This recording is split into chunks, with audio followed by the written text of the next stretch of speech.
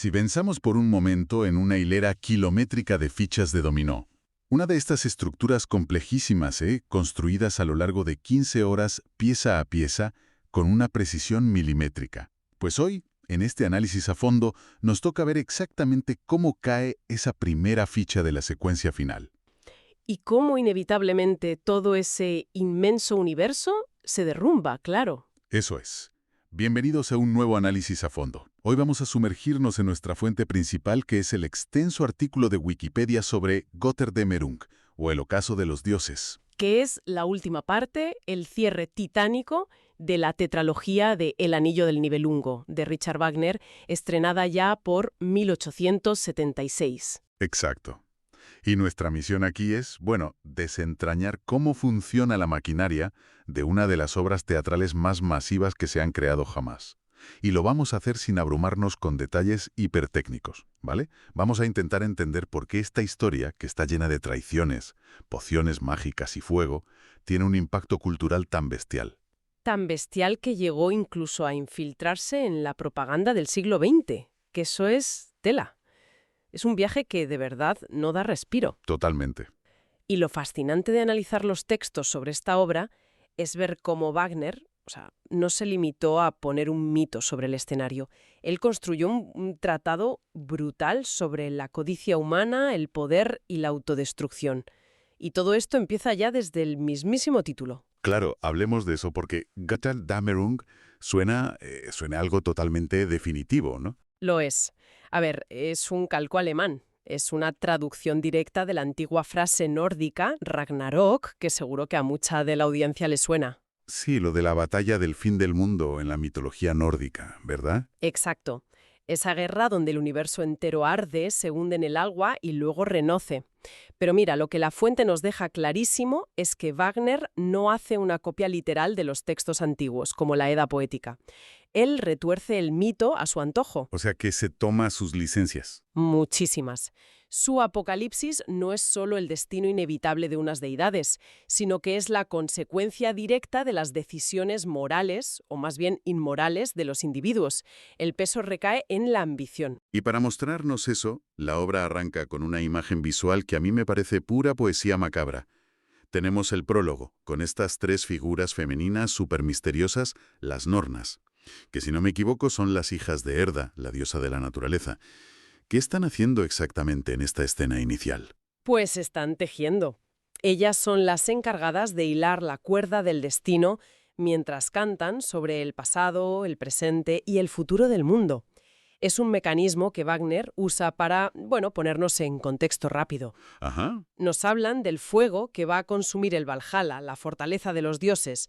Pero lo vital aquí, fíjate, no es la profecía en sí, sino lo que le ocurre físicamente a la cuerda. Que se rompe, ¿no? Exacto, se rompe abruptamente. Y lo hace en el momento exacto en que intentan cantar sobre el anillo de poder que forjó el enano Alberich. Ellas lamentan que la sabiduría eterna ha llegado a su fin y simplemente desaparecen en la tierra. Ostras, una transición súper brutal. O sea, el hecho de que la cuerda se rompa justo al mencionar el anillo nos está diciendo que esa codicia infinita actúa como una especie de virus informático, ¿no? Un virus que acaba de corromper todo el sistema operativo de los dioses. A partir de ese momento, el destino ya no está escrito. Es una analogía buenísima, sí. El orden natural ha colapsado por culpa de la intromisión de la ambición, y el futuro ahora recae exclusivamente en las manos de los humanos. Y eso nos lleva directamente a nuestros protagonistas, Siegfried y Brunhilde, que están felices y ajenos a todo esto en lo alto de una montaña. Hay una escena de despedida preciosa. Él se va a buscar nuevas aventuras heroicas, ella le presta su caballo, Grane, y como prueba de fidelidad eterna, Siegfried decide hacerle un regalo. ¿Y menudo regalo? Claro, le entrega el mismísimo anillo de poder absoluto. Y aquí yo tengo que hacer una pausa. Porque, a ver, románticamente es un gesto inmenso, vale. Pero a nivel práctico le acaba de regalar una bomba de relojería. Es el peor regalo de aniversario de la historia. Ya, es que es la paradoja trágica del personaje de Siegfried. Hay que entender un poco cómo funciona su mente en todo este esquema de Wagner. Siegfried es la encarnación de la fuerza vital sin corromper. Es como muy puro, ¿no? Demasiado. Es tan ingenuo que no comprende la noción del miedo y tampoco entiende la de la codicia. Para él, ese anillo no es un artefacto de dominación mundial, es solo un trofeo brillante que le quitó a un dragón. Él no percibe la maldición que lleva consigo. Así que le deja el objeto más peligroso del universo a la persona que más ama. Y con esa bomba a punto de estallar, la historia nos arrastra desde esa pureza de la alta montaña hacia el valle. Pasamos a un entorno totalmente distinto. Y para quienes nos escuchan y a lo mejor se pierden con los nombres, imaginaos que llegamos a la corte de una familia noble, rica, pero profundamente disfuncional, los Gipchungs. Menudo cambio de escenario es el choque frontal entre la naturaleza mitológica y la civilización humana más corrupta. En esta corte tenemos al rey Gunther y a su hermana Gutrune, que son nobles, pero son muy débiles de carácter. Ya. Y luego está la pieza clave de toda la maquinaria, que es su medio hermano, Hagen. Hagen es como el director de orquesta en la sombra de todo esto. Si Siegfried es la pureza absoluta, ¿qué vendría a representar Hagen? Hagen es el cálculo frío. Piensa que es hijo de Alberich, el enano que forjó el anillo original. Así que hereda toda la obsesión de su padre, pero la ejecuta con la astucia de un político impecable. Él sabe perfectamente que Siegfried tiene el anillo y diseña un plan maestro para arrebatárselo. Manipulando a sus propios hermanos por el camino, claro. Exactamente. Y aquí la trama se complica una barbaridad. Según nuestra fuente, Hagen sugiere que Gunther, el rey, debería casarse con Brunhilde para ganar prestigio. El problema es que Gunther es un cobarde y no tiene el valor de cruzar el fuego mágico que protege a Brunhilde. Y Hagen le dice, bueno, pues el único capaz de ayudarte es el propio Siegfried. Pero claro, ¿cómo planea convencer al granero que está perdidamente enamorado, para que traicione a su propia esposa y se la entregue a otro tío? Pues a través de un mecanismo súper clásico en estos mitos, pero que es devastador. Una poción. Hagen le da a su hermana, Gutrune, una bebida para que se la ofrezca a Siegfried en cuanto éste llegue a su corte. Esta poción está diseñada específicamente para borrarle la memoria. Borrará cualquier recuerdo de mujeres anteriores y hará que se enamore instantáneamente de la primera mujer que vea, que casualmente será Gutrune. A ver, espera, perdona que te interrumpa aquí, pero, este es el supuesto gran héroe mitológico. Llega a una casa desconocida, le ofrecen una bebida de dudosa procedencia, se la toma de un trago sin hacer ni una sola pregunta y destroza su vida y la de su amada en cuestión de 5 minutos. Suena más a ingenuidad temeraria que a heroísmo, ¿no te parece? Totalmente, y es una reacción muy natural sentir esa frustración hacia él. Pero aquí es donde la filosofía de la obra explica el mecanismo psicológico del personaje. Wagner no nos está mostrando a un estratega militar brillante. Siegfried no concibe la traición, porque eso existe en su interior. Ya, es como un animal salvaje. Eso es, si le ofreces agua a un animal sediento, bebe. Esa ingenuidad temeraria es precisamente lo que Hagen, que representa esa civilización corrupta, explota sin piedad. La poción al final es solo un símbolo de cómo la astucia corrompe a la naturaleza. O sea que su mayor virtud, esa inocencia absoluta de la que hablabas, es a la vez su debilidad fatal. Y vaya si funciona la poción. Pierde la memoria, se enamora de Gudrun nada más verla y llega a un acuerdo con Gunther. Para sellar el trato de que Siegfried le conseguirá a Brunhilda, los dos hacen un pacto de hermandad de sangre. Mezclan sangre en un cuerno y beben. Pero hay un detalle clave que la fuente subraya sobre Hagen durante este juramento. Sí, es un detalle brillante. Hagen se excluye deliberadamente del juramento. Él alega que su sangre no es noble, que es oscura e impura, y que por tanto arruinaría la mezcla sagrada. ¡Qué listo! Mucho. Porque en realidad al no beber se mantiene totalmente libre de cualquier atadura de lealtad. Hay una sección musical sublime aquí que se conoce como La Guardia de Hagen, donde él se queda solas observando y nos revela casi regodeándose que tanto el rey como el héroe no son más que marionetas que están trabajando gratis para traerle el anillo. Es el titiritero perfecto. Entonces, tenemos a un Siegfried amnésico que viaja de vuelta a la roca de Brunhilde. Pero claro, a ver, Brunhilde conoce a Siegfried.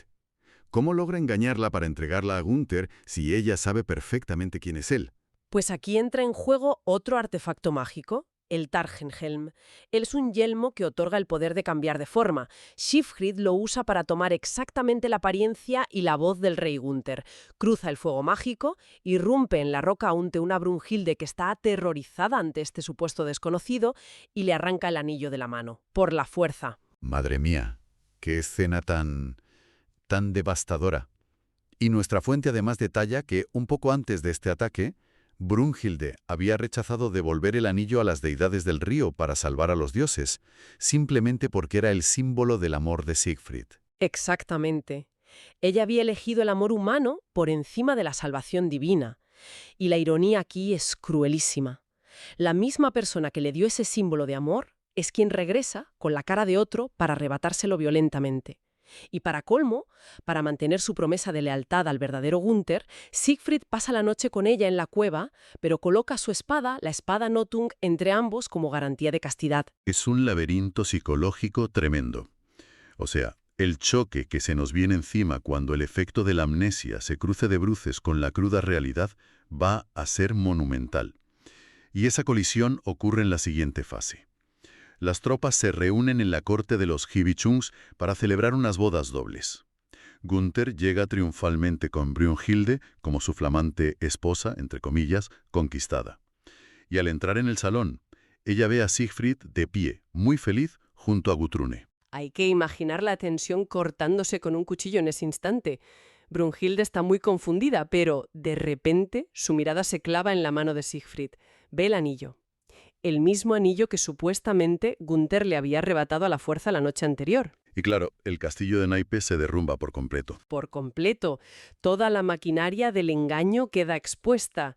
Brunhilde, con una furia indescriptible, estalla públicamente en medio del salón. Grita aquello de «Betrug, Betrug». Engaño, el más vergonzoso engaño. Acusa a Gunther de ser un fraude y señala directamente a Siegfried. Y herida en lo más profundo de su orgullo, acusa a Siegfried de haber intimado con ella en la roca, insinuando que ha traicionado el pacto de sangre que hizo con Gunther. Fíjate en la ironía dramática que se genera para nosotros los espectadores, porque sabemos que Sfrigied es inocente de esa acusación específica, porque puso la espada entre los dos. Pero también sabemos que es profundamente culpable de haberla olvidado y traicionado, aunque fuera por culpa de una poción. Y lo que más me impacta de esto es el giro del personaje de Brunhilde. Ella solía ser una divinidad, una valquiria todopoderosa. Perdió sus poderes por amor, y ahora, frente a esta traición, la única arma que le queda es una rabia puramente humana y terrenal. Totalmente. Es el descenso absoluto a la mortalidad. Para defender su honor, ambos, Siegfried y Brunhilde, exigen jurar sobre un arma sagrada frente a todos los presentes. Y, convenientemente, el arma que utilizan no es otra que la lanza de Hagen. Siegfried jura que es inocente de traición, e inmediatamente Brunhilde aparta su mano, pone la suya sobre la misma lanza y jura que Siegfried miente, condenándolo a muerte. O sea, los dos jurando su propia destrucción sobre el arma del tío que los está manipulando. Es de una oscuridad brillante. Y todo esto culmina en una conspiración a tres bandas. Brunhilde, Gunther y Hagen deciden que Siegfried debe morir. Pero claro, ¿cómo matas al gran héroe invencible? Y aquí es donde la fuente revela un detalle crucial que Brunhilde le confiesa a Hagen. Sí, en su sed ciega de venganza, ella le entrega literalmente la llave de su destrucción. Le explica a Hagen que, en su día, cuando dotó a Siegfried de invulnerabilidad mágica, no protegió su espalda. ¿Y por qué no lo hizo? Porque sabía que el héroe jamás daría la espalda a un enemigo. ¡Qué barbaridad! O sea, su valentía extrema es precisamente la razón por la que su espalda es vulnerable y es su propia amada quien le cuenta ese secreto a su futuro asesino. Es una tragedia redonda. Bueno, deciden organizar una partida de caza, lo que inevitablemente transforma la intriga política en violencia física. Ya no hay marcha atrás. Y esta última parte de la obra, el tercer acto según se describe, es un despliegue sin precedentes. Todo empieza en un bosque, junto al río Rin. Siegfried, que se ha alejado del grupo de caza, se encuentra con las hijas del Rin, las deidades del agua, y le ruegan que les devuelva el anillo para evitar su propia muerte, que en el fondo es ofrecerle una última oportunidad de redención, de salvarse. Pero Siegfried, movido por un orgullo desmedido, se ríe de ellas. Afirma que él no va a negociar por su vida ante una simple amenaza.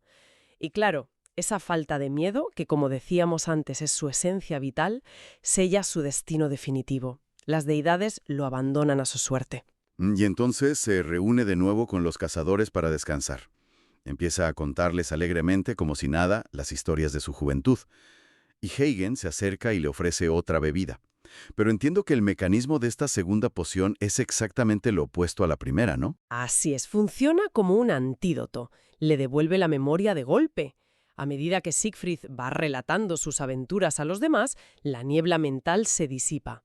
De repente, recuerda a Brynhild, recuerda el círculo de fuego, recuerda el beso que la despertó, y al confesarlo en voz alta, frente a Gunther y todos los cazadores, está admitiendo involuntariamente que intimó con la mujer que ahora es la esposa del rey. Claro. Le da a Hagen la excusa legal perfecta frente a todo el mundo. 2 pájaros de un tiro. En el momento en que Siegfried se gira de espaldas, Hagen le clava su lanza por la espalda justificándolo como un castigo por el perjurio. Y la imagen de Siegfried en su agonía es desgarradora. Con la memoria ya intacta muere viendo una visión amorosa de Brunhilde. Y justo después de este asesinato suena una de las piezas instrumentales más famosas de Wagner, la marcha fúnebre de Siegfried. Como experta en el tema, ¿qué tiene de especial esta música según los análisis de nuestra fuente? Lo verdaderamente extraordinario de la marcha fúnebre es cómo Wagner utiliza los leitmotivs, esos motivos musicales cortitos que están asociados a personas, ideas o emociones concretas. No es solo un acompañamiento solemne y ya está para sacar un cadáver del escenario, es literalmente un panegírico instrumental. Wagner va engarzando uno tras otro los temas musicales que han definido toda la vida de Siegfried. El linaje de sus padres, su espada, su heroísmo, su amor. Es como abrir la galería de fotos del móvil de alguien que acaba de fallecer y empezar a pasar las imágenes una a una, pero transformado en sonido, ¿verdad? La orquesta está haciendo el duelo que las palabras ya no pueden expresar. Es una analogía brillantísima, sí.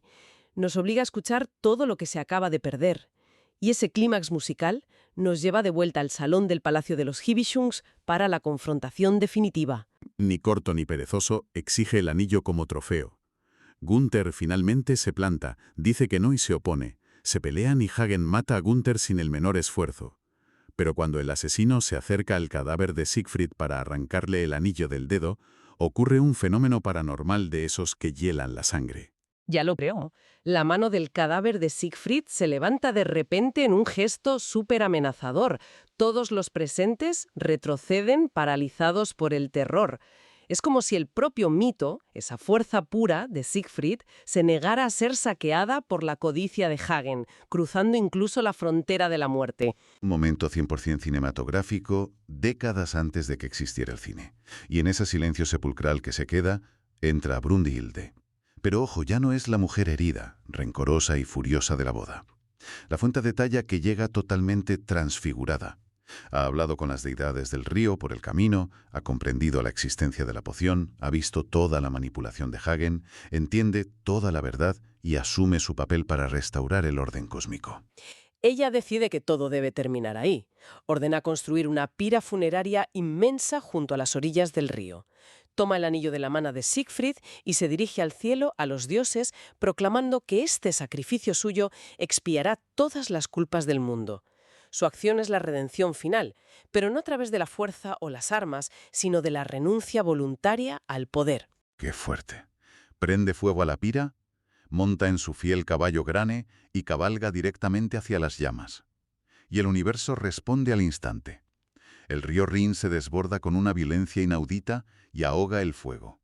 Hagen, en un ataque de pánico y avaricia, se lanza al agua gritando para coger el anillo de una vez.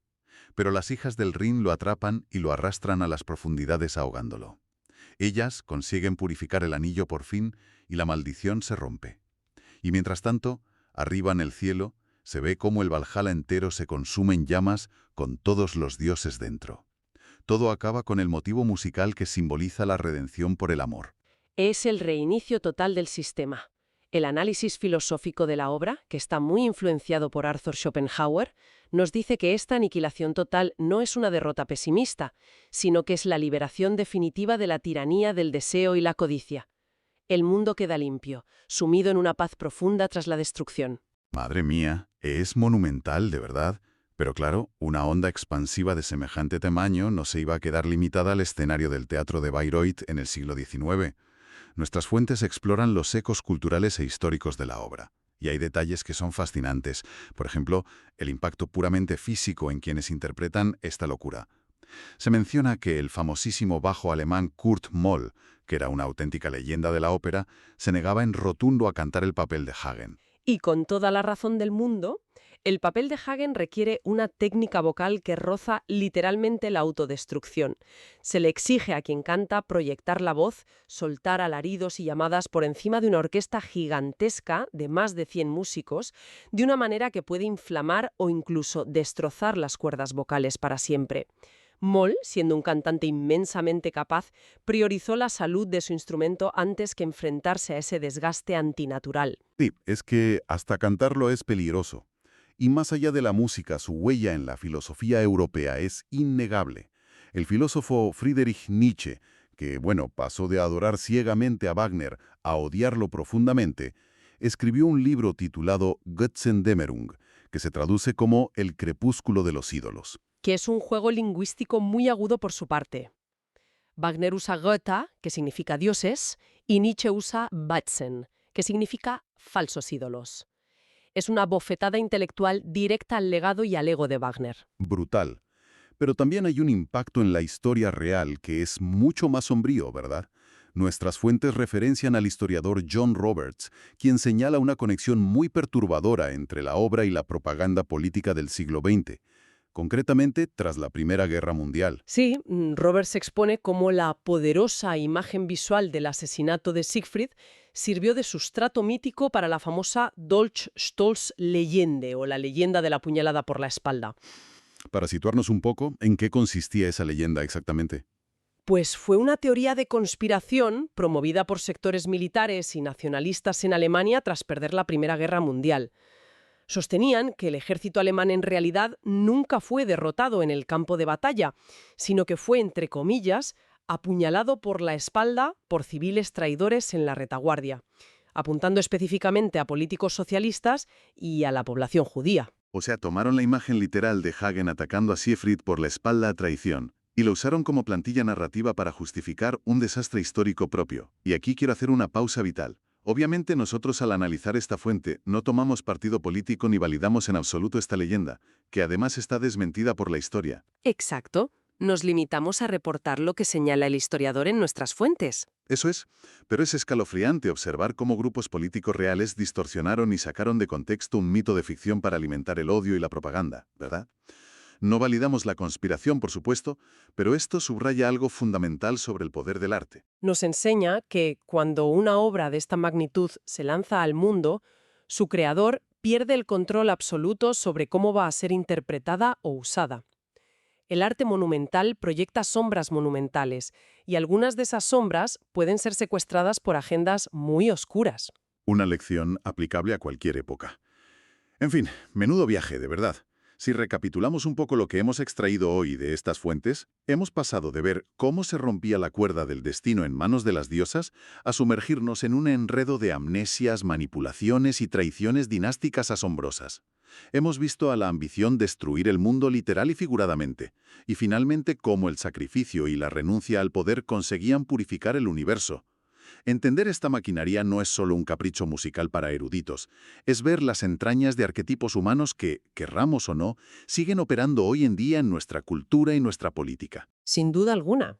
Al final, detrás de los yelmos mágicos, los dragones y las lanzas, están las emociones más básicas y más destructivas del ser humano puestas bajo una lupa gigantesca. Y antes de despedirnos, quiero dejar a la audiencia con un último detalle de la fuente que, te lo juro, me dejó completamente perplejo al leerlo.